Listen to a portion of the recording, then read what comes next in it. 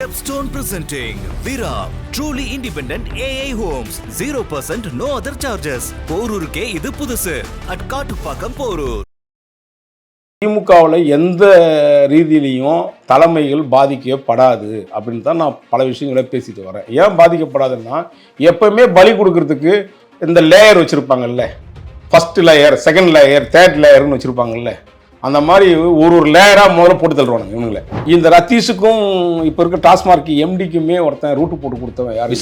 விசாகனுக்கும் route போட்டு கொடுத்தவன் யாருன்னு கேட்டிங்கன்னா, அவனும் ஒரு சின்ன பையன் தான். அப்போ ஸ்ரீராமன் ஒரு பையன் இப்போ ஒரு 3 மாதம் 4 மாதத்துக்கு முன்னாடி இறந்துட்டான். ஊடகங்கள் சொல்றதுக்கே வெக்கறேன். நான் சொல்றேன் இப்போ கூட நான் ஒரு விசில் போடுறேன் தானே, பத்திரிகையாளரா ஒழிக்கிறேன். என்னங்க புரோக்கர் பசங்க இருக்காங்க பத்திரிகை துறையில். இன்னைக்கு பெரும்பாலும் பேர் பத்திரிகை துறையை வச்சு நடத்துறானுங்க, ஊடகம் நடத்துறானுங்க. இன்னைக்கு உலகமே திரும்பி பார்க்குற ஒரு சின்ன நாடு சென்னை போன்ற ஒரு ஏரியா தான் வந்து சிங்கப்பூர். இப்படி ஒரு வளர்ச்சியை பார்ப்பீங்களா? சிங்கார சென்னைன்னு சொல்லி நீங்கள் தானங்க மேயராக இருக்குங்க சொன்னீங்க. சென்னையில் 44,500 கோடி ரூபாய் அடிச்சுட்டு போயிட்டீங்களேங்க மொத்தமாக போன மலையில். இவனுக்கு 4 பேர் நல்லா இருக்கணுன்றதுக்காக இந்த கோடிக்கணக்கான மக்களை நாசமாக்கிட்டானுங்களே.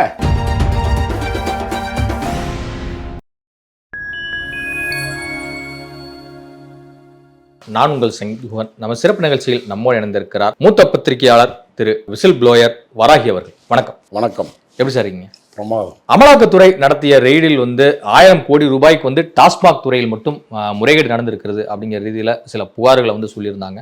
அதிலும் குறிப்பாக அந்த பிரஸ் ரிலீஸ் என்பது தமிழ்நாட்டு அரசியல் களத்தை மேலும் பரபரப்புக்கு உள்ளாக்கியது.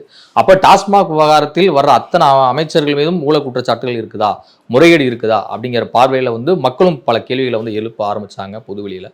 ஆனால் அதனை தாண்டி டாஸ்மாக் மேலாண்மை இயக்குனர், அந்த துறை மேலாண்மை இயக்குனர் விசாரணை அவருடைய வீட்டில் நடத்தப்பட்ட இடி சோதனை என்பது ரொம்ப முக்கியத்துவம் வாய்ந்தது. இங்கேருந்து ரித்தீஷுக்கு கனெக்ட் ஆகுது, இங்கேருந்து ஆகாஷுக்கு கனெக்ட் ஆகுது, இங்கேருந்து சர்வேஸுக்கு கனெக்ட் ஆகுது அப்படின்னு சொல்லிட்டு பல்வேறு ஊகங்களான ஒரு பல செய்திகளும் வந்த வண்ணம் இருக்கின்றன. ஆனால் இன்னைக்கு ரத்தீஷ் சென்னையிலையும் இல்லை, வெளிநாடு தப்பி சென்று விட்டார் அப்படிங்கிற பார்வையும் முன்வைக்கப்படுது. இதோடைய முழு பின்னணி என்ன சார் உங்கள் பார்வையில்? இந்த டாஸ்மாக் நிறுவனத்தை பொறுத்தவரையும் என்னன்னு கேட்டிங்கன்னா, மக்களுடைய ரத்தங்களை உறிந்து சாப்பிடக்கூடிய அது ஒரு அரசாங்கம் நடத்துறது அரசாங்கத்துக்கு அழகல்ல. அது எந்த ஆட்சியாக இருந்தாலும் மனித ரத்தத்தை உறிஞ்சுகிறது. அதான் உண்மை. நான் 2014 ஒரு வழக்கு போடுறேன் சென்னை உயர்நீதிமன்றத்தில். அப்போ 6 மணிக்கு ஒயின் ஷாப், இரவு 12 மணிக்கு தான் ஒயின் ஷாப்பே க்ளோஸ் பண்ணுவாங்க. நான் 7 மணிக்கு வாக்கிங் போகும்போது ஒரு ஒயின் ஷாப்பை திறக்கலையான்னு சொல்லி ஒருத்தன் ஃபோன் பண்ணி, என்ன மணியாச்சு இன்னும் திறக்கலையான்னு சொல்லி ஃபோன் பண்ணுறான். யாரா அவன் காலையில் ஃபோன் அடிக்கிறானேன்னு சொல்லிட்டு பார்த்தா அந்த போர்டு அப்பெல்லாம் வச்சுருப்பானுங்க. இப்போல்லாம் எதுவுமே கிடையாது வச்சுக்கோங்க. அப்போ கலைஞர் ஆட்சின்னு நினைக்கிறேன். சரியா? 2011 கலைஞர் ஆட்சி. கலைஞர் 11 அந்த நேரம் 2011 to 16 இவங்க ஜெயலலிதா அந்த நேரங்கள் தான். அப்போது நான் முதலமைச்சர் அப்போ கலைஞராக இருக்கும்போது ஒரு கடிதம் எழுதுகிறேன். இந்த மாதிரி நேரத்தை நான் பார்த்தேன். நான் ஒரு சிறியவன் தான், நீங்கள் வயதில் மூத்தவர், பல சம்பவங்களை பல பிரச்சனைகளை சந்தித்தவர். இந்த குடியினால் ஏற்படக்கூடிய விளைவுகள் நான் சொல்லி தெரிய வேண்டிய அவசியம் இல்லை. இருந்தாலும் நான் ஒரு சிறுவன் என்ற முறையில் உங்களுக்கு நினைவுபடுத்துவதற்கு அந்த கடிதத்தை எழுதுகிறேன். இந்த குடியினால் தமிழ்நாட்டு மக்கள் மட்டுமல்ல, குடியினால் ஏற்படக்கூடிய விளைவு என்பது தங்கள் குடும்பத்தில் உள்ள மூக்காமுத்தினுடைய வளர்ச்சியே இதனால் தடுக்கப்பட்டிருக்கு. அவர் குடிக்கு அடிக்ட் ஆனார். எம்ஜிஆருக்கு நிகராக உருவாக்க வேண்டிய ஒரு நபராக நீங்கள் உருவெடுத்து கொண்டு வந்த நீங்கள், அவருடைய எதிர்காலமே இந்த குடியினால் ஏற்பட்ட விளைவு நான் சொல்லி தெரிய வேண்டிய அவசியம் இல்லை. அதனுடைய விளைவு எல்லாத்தையும் நீங்கள் சந்திச்சிருப்பீங்க. குடியுடைய நேரத்தை தயவு இருந்து குறைக்கணும். காலையில் 6 மணிக்கு ஒயின் ஷாப்பை திறந்து இரவு 12 மணி வரையும் இருக்குது. குறிப்பாக கேரளாவில் 1ஆம் தேதி ஆனால் ஒயின் ஷாப் லீவு. ஏன்னா சம்பள நாட்களில் அன்றைக்கி ஒயின் ஷாப்பில் எல்லாத்தையும் கொண்டு போய் அங்கே வச்சுருவானுங்க அப்படின்னால கேரளா அரசு அன்னைக்கு அதை சுட்டி காட்டியிருந்தேன். குஜராத்தில் ஒயின் ஷாப் இல்லை, டெல்லியில் மாலை 3 மணிக்கு மேலே தான் ஒயின் ஷாப்பு.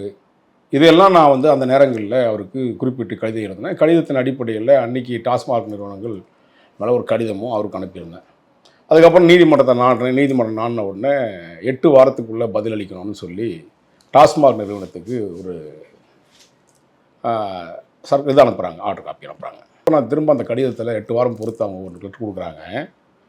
3 விஷயத்தை அவங்க மறுக்கிறாங்க. டாஸ்மாக் நிறுவனம் என்ன மறுக்கிறாங்க அப்படின்னா, பிராந்தி கடையை 6 மணிக்கு துவக்கிறது தவறுன்னு அவர் சொல்லியிருக்காரு. இதை நேரத்தை குறைத்தாலோ இல்லது பல்வேறு விதமான விஷயங்களை சொல்லிட்டு என்ன சொல்கிறாங்கன்னா, இது வந்து கள்ளச்சாராயம் பெறுவதற்கு நம்மளே வழிவகுத்து கொடுக்க வேண்டிய காலகட்டமாக ஆகிடும். அடுத்த கட்டம் வந்து அரசாங்கத்திற்கு வருமானங்கள் பாதிக்கப்படும் அப்படின்னு இவங்க தகவலை அப்படி வரிசையாக நான் சொன்ன குற்றச்சாட்டுகள் என்னென்ன இருக்கோ அந்த குற்றச்சாட்டுக்கு எதிராக அவங்க ரிப்ளை மனு அனுப்புகிறாங்க. அந்த ரிப்ளை மனுவில் நான் பார்த்து அப்போ வந்து நீதிமன்றத்தில் இந்த வழக்கு இருக்குது. எனக்கு தெரிஞ்சு ஜஸ்டிஸ் அப்போ சந்துருலாம் அந்த பெஞ்சில் இருந்தார், முதன்மை பெஞ்சில். அப்போ ஜஸ்டிஸ் ரெட்டின்னு நினைக்கிறேன், அவர் தான் தலைமை நீதிபதி. அந்த நேரங்களில் அந்த வழக்கு தொடுத்தேன். அப்போ நான் வந்து அந்த ரிப்ளைக்கு அவங்க கொடுத்ததுக்கு ரிப்ளைக்கு திரும்பவும் நான் ஒரு கான்ட்ரவர்சியான ஒரு சம்பவத்தை ஏற்படுத்தி ஒரு போராட்டத்தை நிகழ்ச்சியில் நடத்தினேன். என்னென்னா, எந்த ஒரு அரசாங்கமும் மக்களை வந்து மக்கள் மீது சுமையை சுமத்தி அதில் வரக்கூடிய வருமானத்தை வைத்து வந்து நடத்தக்கூடாது. அதை நம்பி தான் உங்களுக்கே ஓட்டு போடுறோம், எங்களுடைய சுமையை குறைக்கத்தான் இந்த அரசாங்கம். ஆனால் நீங்கள் என்னன்னா ஒயின் ஷாப் வந்து நேரத்தை குறைச்சா வந்து சாராயம் பெருகுன்னு சொல்கிறீங்க, வருமானம் பாதிக்கப்படும் சொல்கிறீங்க. அதுக்கு வருமானம் தான் முக்கியமாக இருந்ததுன்னா பல மாநிலங்களில் வந்து விபச்சாரங்கள் வந்து பண்ணி கொடுத்துருக்குறாங்க. சிலத்தில் ஈசிஆர் ஓஎம்ஆர் பகுதியில் நீங்கள் இதே மாதிரி விபச்சாரங்கள்லாம் வந்து நடத்தி அதில் கூட பெரிய வருமானம் வரும். அபின் கஞ்சா போன்ற பொருட்கள்லாம் அரசால் தடை செய்யப்பட்டது தாங்க. அதையெல்லாம் கூட அரசாங்கமே பொட்டலம் போட்டு நீங்கள் ரேஷன் கடையில் விற்று சம்பாதிக்கலாம் அப்படின்னு பல விஷயங்களை நான் தொடர்ந்து அது சொல்லிட்டு வரேன்.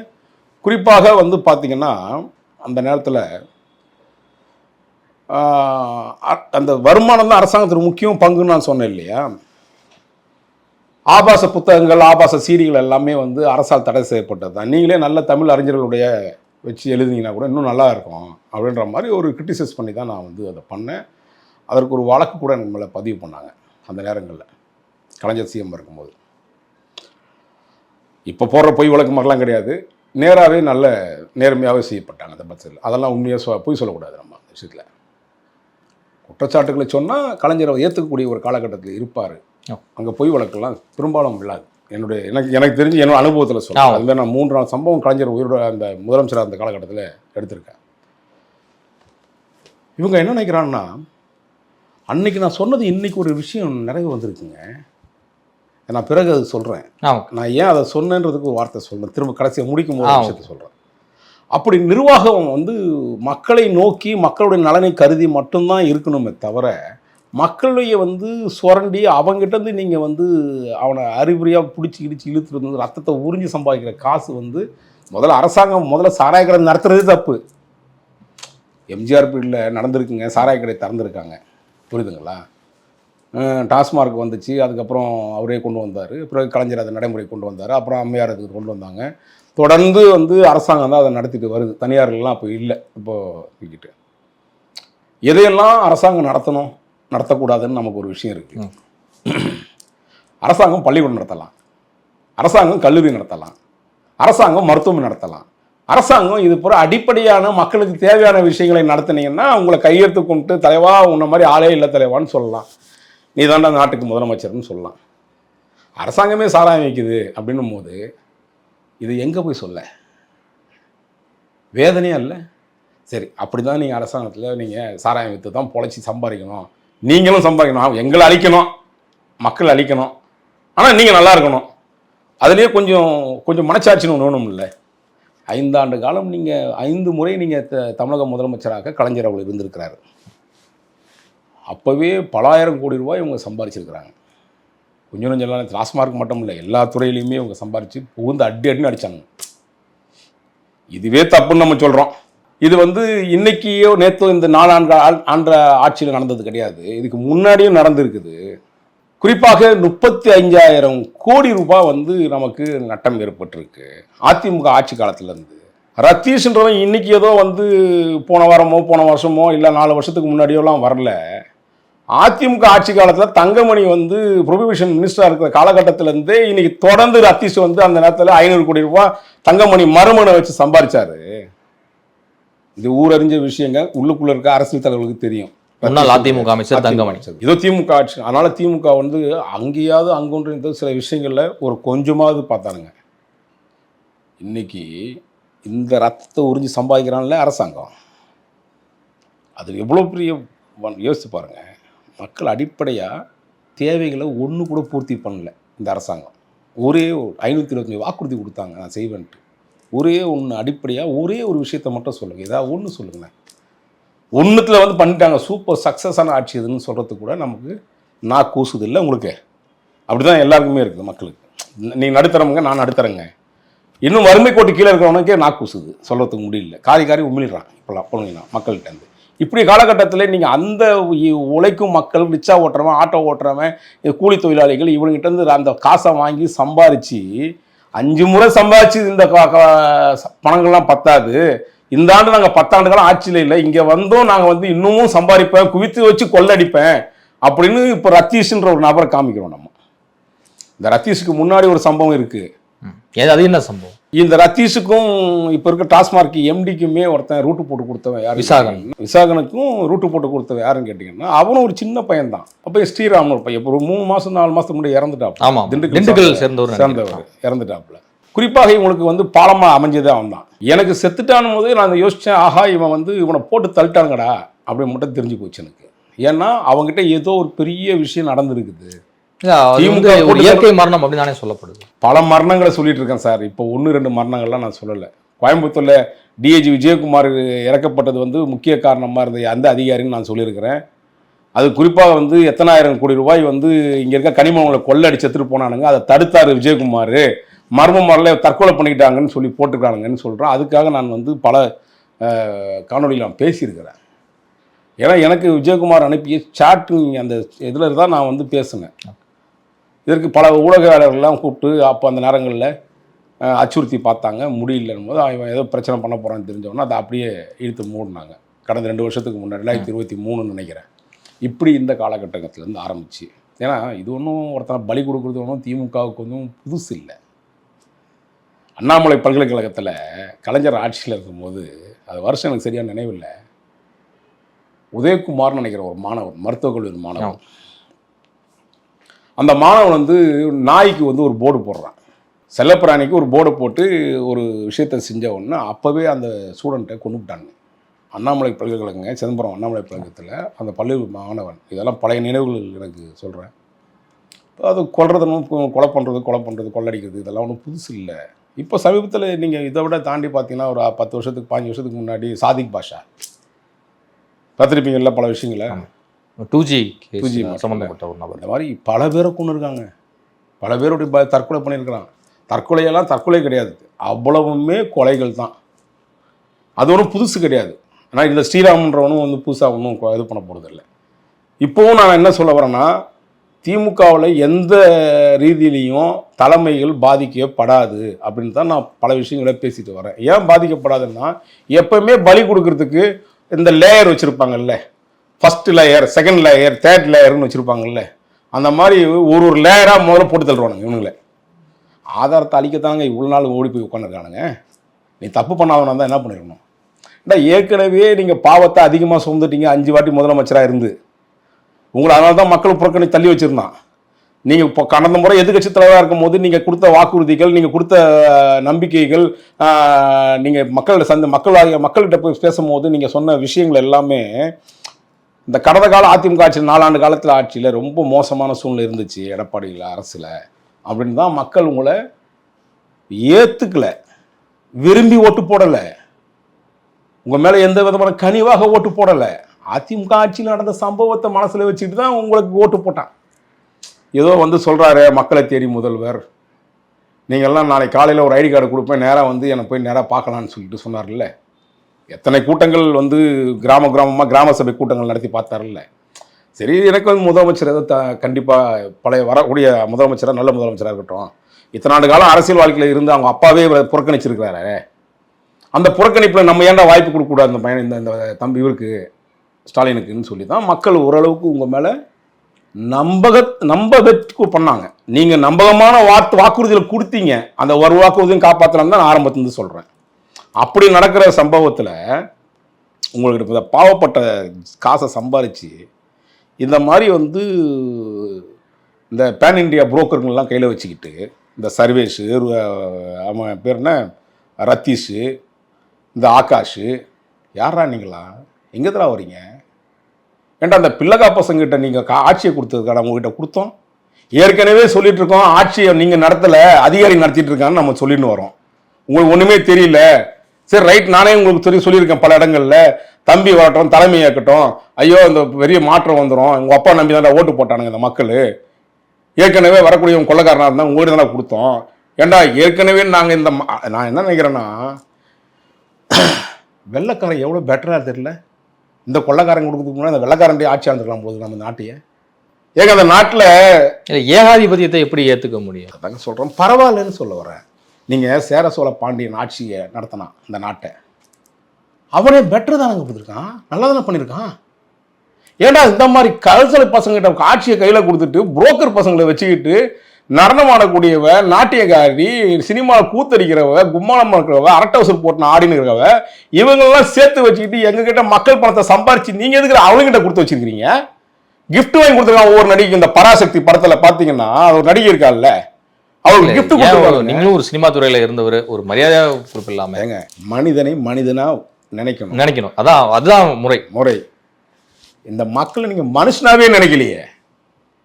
உங்களுக்கு மரியாதை, உங்களுக்கு வேதனுடைய வழியோட சொல்றேங்க. இப்ப நான் சொல்றது இல்லைங்க, நான் ஒரு பத்திரிகையாளர் தூக்கி ஓரம் போட்டுருங்க. பத்திரிகை துறையே எனக்கு மோசமாயி போச்சு. இன்னைக்கு ஊடகங்கள் சொல்றதுக்கே வெக்கக்கிறேன். நான் சொல்றேன் இப்ப கூட நான் ஒரு விசில் போல பத்திரிகையாளரா ஒழிக்க என்னங்க புரோக்கர் பசங்க இருக்காங்க பத்திரிகை துறையில். இன்னைக்கு பெரும்பாலும் பேர் பத்திரிகை துறையை வச்சு நடத்துறானுங்க, ஊடகம் நடத்துறானுங்க. இன்னைக்கு நீங்க பாத்தீங்கன்னா சமீபத்தில் அந்த விசாகன் எம்டி கிட்ட, அந்த டாஸ்மாக் எம்டி கிட்ட லெட்டர் எழுதியிருக்கான், நான் அனுப்புறேன் பாருங்க லெட்டரை. எங்க பத்திரிகை துறையில் இருக்கக்கூடிய பத்திரிகையாளர்கள்லாம் ரொம்ப கஷ்டத்துல இருக்கிறான், ரொம்ப வறுமையில இருக்கிறான், என் பிரச்சனையில இருக்கிறான், அவனுக்கு பொங்கலுக்கு சாப்பாடுக்கு வழி இல்லாம இருக்கிறான், பொங்கலுக்கு துணிமணி வாங்கி கொடுக்கணும், அவனுக்கான செலவினை கொடுங்கன்னு இவனுக்கு லெட்டர் கொடுத்து வாங்கியிருக்கானுங்க. தெரியுமா உங்களுக்கு? இந்த பிரஸ் கிளப் ஒரு புரோக்கர் பசங்க வச்சிருக்கானுங்கல்ல, புரோக்கர் சொல்ல முடியும். ஆனா அவங்க பண்ண கோயில் வச்சு கும்பாபிஷேகம் பண்ணி கும்பிட முடியும் அவனுங்கள. புரோக்கர் பசங்க உள்ள வந்துட்டானுங்க பத்திரிகையாளர் போர்வையில். இல்ல ஒரு பொதுத்தளத்துல நீங்களும் நான் சொல்றேன் கேளுங்க, யாருக்கு சட்டமன்றத்துல சரி அந்த அம்மா ஜெயலலிதா அவர்கள் என்ன பத்திரிகையாளர்னு பேசியிருக்கிறாங்க. 2013 அந்த அம்மா என்ன பத்திரிகையாளர் வாராகி இந்த மாதிரி ஒரு வழக்கு சம்பந்தமா பேசியிருக்கிறாங்க. இன்னைக்கு இருக்கிறவங்க பத்திரிகையாளர் போர்வையில சுத்திட்டு இருக்காங்க அந்த புரோக்கர் பயிலுங்க. இதெல்லாம் பார்த்தா நம்ம கூணி குருவணும் பத்திரிகையாளர் நீங்க அறிமுகப்படுத்துறீங்க பாருங்க, எனக்கு அசிங்கமா இருக்குங்க. நான் ஒரு விசில் ப்ளோயருங்க. இந்த சமூகத்தில் நடக்கக்கூடிய பத்திரிகையாளர் யார் தெரியுமாங்க? சமூகத்தில் நடக்கக்கூடிய பிரச்சனை கையில் எடுத்து போராடுறவங்க தாங்க பத்திரிகையாளர். இன்னைக்கு பத்திரிகையாளர் இருக்கானுங்க, மாமாவளை பார்த்துட்டு இருக்கான் பல பேர். இன்னைக்கு காவல்துறை அதிகாரிக்கும் அந்த அதிகாரி இருக்கும், அவன் போய் பத்திரிகையாளர்னு சொல்லிட்டு இருக்கேன். இன்னைக்கு நான் எத்தனை பத்திரிகைகளை பாருங்க, இந்த சம்பவத்தை எத்தனை ஊடகங்கள் பேசியிருக்கான் இந்த விஷயத்துல. பத்திரிகையாளர் மனசு கொதிக்கணுங்க. உங்களுக்குலாம் வலியும் வேதனை இருக்கான் ஒருத்தனும் மக்கள். அப்போ உண்மை சம்பவங்களை கொண்டு வரதுக்கு எந்த ஊடகமும் இல்லை, எல்லாம் வியாபாரிகிட்ட போய் மாட்டிட்டு அலைகிறீங்களே நீங்க. அதெல்லாம் தயவு செய்து அடுத்த முறை நான் பத்திரிகையாளர்களை அறிமுகப்படுத்தாதீங்க. மக்களுக்கு தெரியும் நான் ஒரு விசில் ப்ளோயர்னு. நீதிமன்றமே எனக்கு சொல்லியிருக்குது, நான் விசில் ப்ளோயர், அநீதிக்கு எதிராக குரல் கொடுக்குறவன்ட்டு. எனக்கு தான் இந்த பட்டமே வேணாங்க. நமக்கு அந்த கேப்ஷனே தேவையில்லைங்க. நான் சராசரி ஒரு வாராகியாக இருந்து நான் இந்த மக்களுக்கான பிரச்சனையை நான் போராடுறேங்க. இந்த ஆட்சி நான் 11 வழக்குகளை வாங்கியிருக்கேங்க. என்னத்துக்கு வழக்கு? என் சொந்த பிரச்சனையா வழக்கு? இந்த அரசாங்கத்தில் நடக்கிற தப்புகளை சொல்லியிருக்கேன், இந்த அதிகாரி பண்ண தப்புகளை சொல்லி தான் பொய் வழக்கு 5 வழக்கு போப்பா. இந்த கடந்த முறை 5 வரை, அதுக்கு போன வருஷம் 5 வழக்கு, அதுக்கு முன்னாடி ஒரு வழக்கு, 11 வழக்கு வாங்கி வச்சிருக்காங்க. என் வீட்டு பிரச்சனைக்கா பேசிட்டு இருக்கேன் வந்துட்டு. அது இந்த சமுதாயத்தில் இவ்வளவு அயோக்கியத்தை நடக்குது, அநியாயம் நடக்குது, அக்கிரமம் நடக்குது. ஏன்னா எங்க பார்த்தாலும் பாலியல் பலாத்காரம் நடக்குது. அந்த தொழிலோட மோசமா நடத்திட்டு இருக்க இந்த அரசாங்கம் பாலியல் தொழிலோட மோசம் அல்ல அது. மனசாட்சி கொதிக்க தமிழ்நாடு முழுக்க அங்கங்க பாலியல் தொழில் எங்க பார்த்தாலும், எந்த மாவட்டத்தை பார்த்தாலும் கொள்ளையும் வயசானவங்க நிம்மதியா இருக்க முடியல. வாழ்க்கையில் அவன கஷ்டப்பட்டு வறுமையில பிறந்துக்கிறது, ஏதோ விவசாயம் பண்ணி அங்க அப்பாடா அப்படின்னு படுத்து தூங்குறா ஒரு கணவன் மணி வயதானவங்க தூங்க முடியலடா அவங்க நம்பி.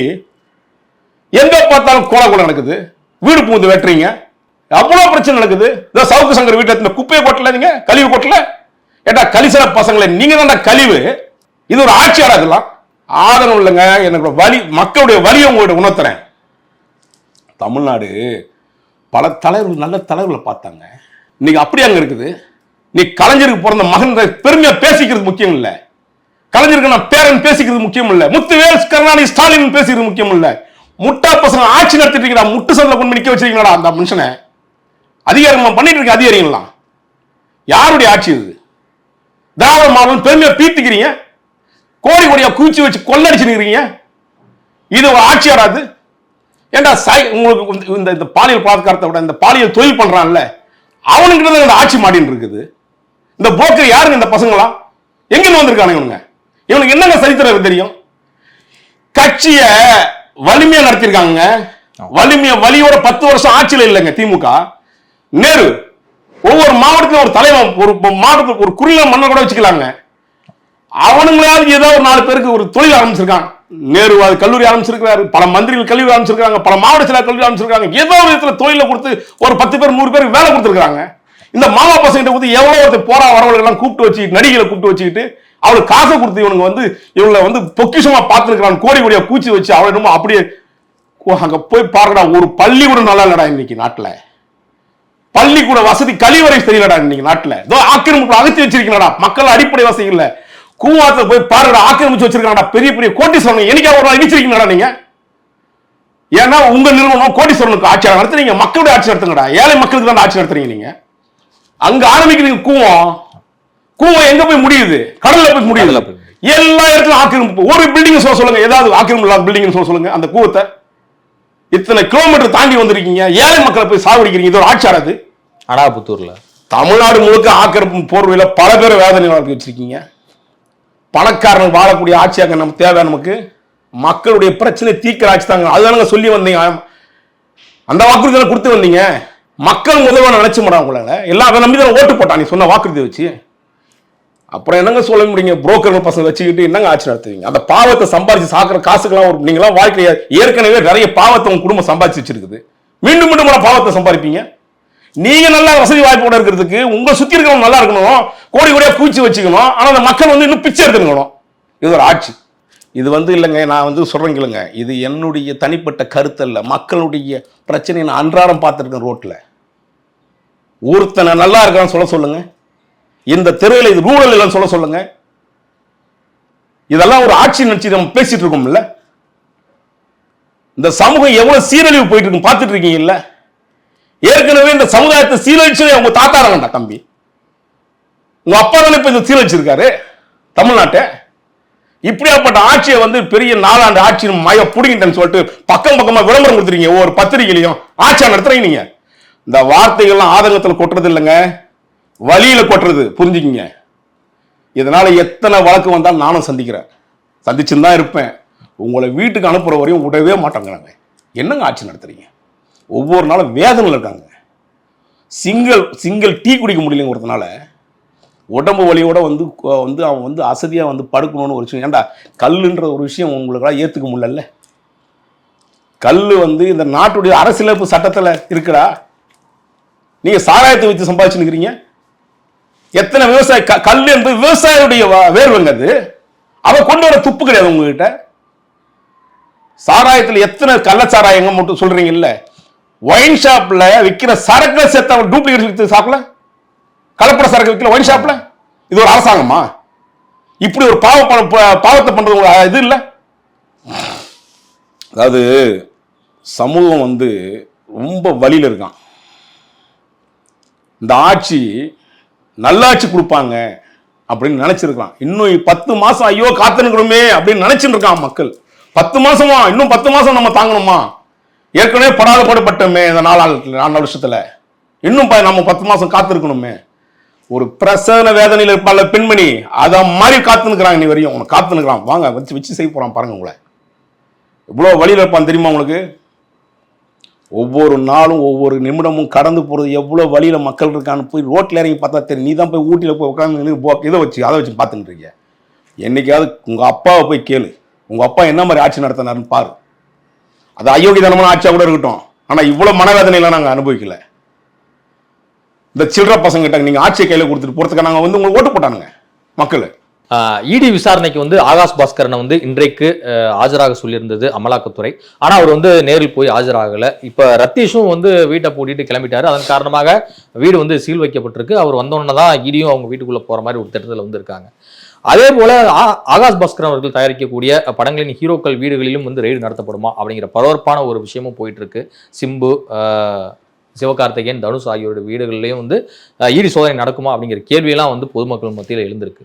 உங்கள் பார்வையில் எப்படி இதை பார்க்குறீங்க? நடத்துமா நடத்தாதன்றதை விட நானே நிறைய என்னுடைய எக்ஸ்தலங்களில் போட்டே வரேன். இந்த சர்வேஷ்னு ஒருத்தனை போட்டிருக்கேன் இன்னைக்கு. ஆமா அதுக்கு முன்னாடி பேரில் சொல்லியிருக்கிறேன். ஆமா. இதெல்லாம் பல நடிகைகளை வந்து நீங்கள் அதான் சொன்னேன்னே, ஒரு குறிப்பிட்ட நடிகை 1.5 கோடி ரூபாய்க்கு வந்து மேக்கப் செட் வாங்கி கொடுத்துருக்காங்க. மேக்கப் கிஃப்ட் பாக்ஸ்ன்னு சொல்லி. ஏன் மேக்கப் கிட் பாக்ஸ் அவ்வளோ வருதாங்க? 1.5 கோடி. 1.5 கோடி ஏங்க நெத்தி வரி நிலத்தில் செஞ்சு சம்பாதிச்சு தமிழ் சினிமாவில் ஒரு சின்ன பட்ஜெட்ல படமே பண்ணியிருக்கான் போல இருக்க. எத்தனை தயாரிப்பாளர்கள் இந்த தயாரிப்பாளர் சங்கத்தில் போய் பாருங்க. 2800 படம் எனக்கு தெரிஞ்ச 4 வருஷத்துக்கு முன்னாடி இன்னும் தேங்கி நிக்குது. ஒருத்தர் ரிலீஸ் பண்ண முடியாம. ஒரு நாளாவது நீ சினிமா துறையில இருந்து வந்தானே தம்பி உதயநிதி, அந்த படத்தெல்லாம் நாங்க எடுத்து வெளியே ரிலீஸ் பண்றதுக்கான வாய்ப்பு ஏற்படுத்தி சொல்லியிருக்கலாம்ல. அங்க எத்தனை தயாரிப்பாளர் ரோட்ல வந்து தயாரிப்பாளர் 100 பேர்ட்டு சோறு போடுவாங்க டெய்லி. அவன் பிச்சை இருக்கிறாங்க இன்னைக்கு படத்தை எடுத்து வச்சுக்கிட்டு. அது ஒரு தொழில் தானங்க, இண்டஸ்ட்ரிங்க அது. அந்த இண்டஸ்ட்ரியை கெடுத்து நீங்க ஒட்டுமொத்தமா நீங்களே உங்க குடும்பமே சாப்பிட்டு இருக்க. 10வது பினாமி குடும்பம் இந்த ஆகாஷ் ரெட் ஜெயினுடைய பினாமி தானே இவனுங்க, வேற யார் இருக்கா? இந்த அரசாங்கத்தில் சொன்னேன், நீங்கள் எனக்கு இருக்கிறது நான் என்னுடைய வசதி வாய்ப்புக்கு என்னுடைய சூழ்நிலைகளுக்கு நான் ஓரளவுக்கு நிம்மதியாக இருக்கிறேன். அடித்தட்டு மக்களை பற்றி யோசிங்கன்னு சொல்கிறேன். உங்களுக்கு மாதமான ஓனர் சம்பளம் கொடுத்துட்றாரு. எனக்கு 2 தொழில் இருக்குது, நான் சம்பாதிச்சு இன்னைக்கு வந்து வாழ்வாதாரத்தை வந்து ஜீரணம் பண்ணிக்கிறேன். 100 பேர் வேலை கொடுத்தவன் முதலாளிங்க. அவன் எத்தனை பேர் ரோட்டுக்கு வந்துட்டான் தெரியுமா? தயாரிப்பாளர்கள் எங்கேயாவது கொஞ்சமாவது அக்கறைப்பட்டுருக்கீங்களா என்றைக்காவது? நான் சொல்கிறதுலாம் 3-4 வருஷத்துக்கு முன்னாடி 2500 படம். ஏற்கனவே 4 யூனியன் இருக்குது, புரியுதுங்களா? தயாரிப்பாளர் சங்கத்திலேயே உங்களுக்கு கில்டு இருக்குது. அதுக்கப்புறம் பார்த்தீங்கன்னா சாம்பர் இருக்குது, தமிழ் திரைப்பட தயாரிப்பாளர் சங்கம், நடப்பு பாரதி ஐயா அவர்களுடைய இருக்குது. அவ்வளோ பேருமே கஷ்டப்பட்டு இருக்காங்க. இன்னைக்கு பெரிய பெரிய முதலாளிகள்லாம் இழுத்து மூட்டு போயிட்டாங்க சினிமாவையே. ஆர்வி சௌத்ரி மாதிரி படங்களை கொண்டு வரதுக்கு ஆள் இருந்தாங்களா? ஏவிஎம் மிகப்பெரிய நிறுவனமாச்சா, பரணி மிகப்பெரிய நிறுவனமாச்சா. அதுக்கு பிறகு வந்து எத்தனை நிறுவனங்கள் பெரிய பெரிய நிறுவனங்கள் வந்துட்டாங்க இல்லையா? அவளாவே கடையை மூடிட்டாங்க, வேறு வழி இல்லை. ஏன்னா இந்த கொள்ளை கும்பல் வந்துருச்சு உள்ள. எதையாவது இப்போ இந்த ஒருத்தர் வந்தார் பாருங்கள், நடிகர் விஷால்னு ஒருத்தர். அப்பப்போ நடிகர் சங்க தயாரிப்பாளர்னு ஒருத்தர் அப்பப்போ வந்து ஒரு 6 மாதத்துக்கு ஒரு முறை கோமா ஸ்டைலேருந்து எழுந்து வருவான் பார்த்தீங்களா? இப்போ தான் நேற்று வந்து வந்திருக்காப்புல கல்யாணத்துக்கு, கல்யாணம் பண்ண மேரேஜ் அனௌன்ஸ்மெண்ட் பண்ணியிருக்காங்க டேட்டு. அவர் ஒரு கோமாளி. இந்த ஆட்சி இந்த கோமாளித்தனத்திலலாம் பார்க்குறத விட இப்படி ஒரு எக்கச்சக்கமான கோமாளியும் சேர்த்து பார்க்க வேண்டியதாக இந்த மக்கள்னு தான் யோசிக்கிறோம். சிங்கப்பூரோட நிலைமை நான் சொல்லி தெரிய வேண்டியதில்லை. எந்த ஏழ்மையில் மலேசியா விட்டு வெளியே வந்தாங்க, எந்த ஏழ்மையில் அவன் எவ்வளோ கஷ்டத்தில் வந்து அந்த ஒருங்கிணைச்சி அந்த மக்களை வச்சு அவன் இன்றைக்கி உலகமே திரும்பி பார்க்குற ஒரு சின்ன நாடு. சென்னை போன்ற ஒரு ஏரியா தான் வந்து சிங்கப்பூர். இப்படி ஒரு வளர்ச்சியை பார்ப்பீங்களா? சிங்கார சென்னைன்னு சொல்லி நீங்கள் தானங்க மேயராக இருக்கும்போது சொன்னீங்க. சென்னையில் 44,500 கோடி ரூபா அடிச்சுட்டு போயிட்டீங்களேங்க மொத்தமாக போன மழையில். போன வருஷம் நடந்தது அதான் முக்கால்வாசி செலவு பண்ணியிருக்கோம். செலவு பண்ணி தான் அவ்வளோ தண்ணி தேங்கலை அப்படின்னா விளக்கம். செலவு அவங்களுக்கு பண்ணல. இதோ இப்போ தெரியுது பாருங்க, நான் ஃபோட்டோ போட்டுட்டு இருக்கேனே நடிகைகளுக்கு, நாத்த முச்சவர்களுக்கு. இதுதான் செலவு பண்ணிட்டு இருக்கீங்க நீங்கள். இதுதான் 4 ஆண்டு சாதனை.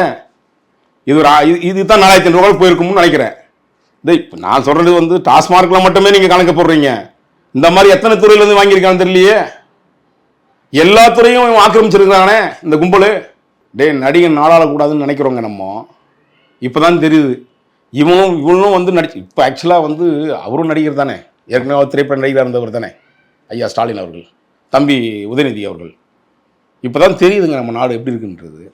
இன்னும் இந்த நாடு நாசமாக போகணும்னு வச்சு இந்த மக்களை வந்து மக்கள் தான் புரிஞ்சுக்கணும். இதுக்கு மேலே மக்கள் தெரிஞ்சு தெளிவடைஞ்சு, அவன் ஏற்கனவே பாவன் வந்து நூடுல்ஸ் ஆகிட்டான், ஒன்றுமே இல்லாமல் தான் இருக்கான். இப்போது இவனை கூட்டு வந்து திருப்பி நீங்கள் பார்த்து அவனை தேர்த்தி கொண்டு வரணும். அதான் சொல்ல வரேனே, இன்னும் 10 மாதம் பிரசவ வலி மாதிரி காத்திருக்க அந்த மக்களுக்கு எப்படா வெளியே வருமோ அப்படின்னு நினச்சி உட்காந்துருக்கான்.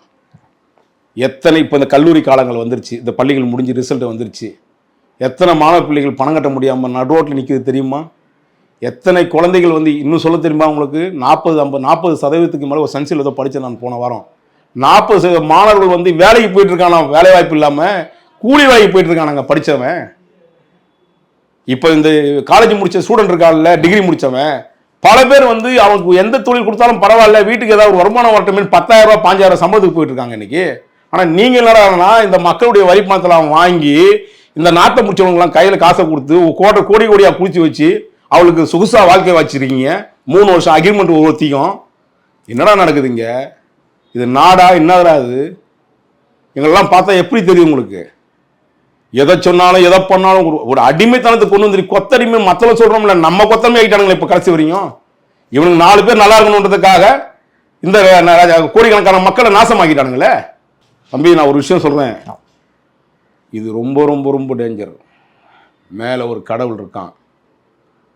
நான் கடவுளை பார்க்கல தம்பி, அந்த கடவுளோட நான் நம்பியிருக்க கடவுள் நீதிமன்றம். இந்த ஆட்சி வந்து 4 வருஷத்தில் எத்தனை கொட்டு வாங்கியிருக்கு நீதிமன்றத்தில் உங்களுக்கு தெரியும். நான் அதுதான் நான் சொல்கிறேன். நீ இன்னும் எத்தனை வழக்கு போட்டாலும் நான் தாங்குவேன், என்னால் முடியும். நான் நம்பியிருக்குது நீதிமன்றம்.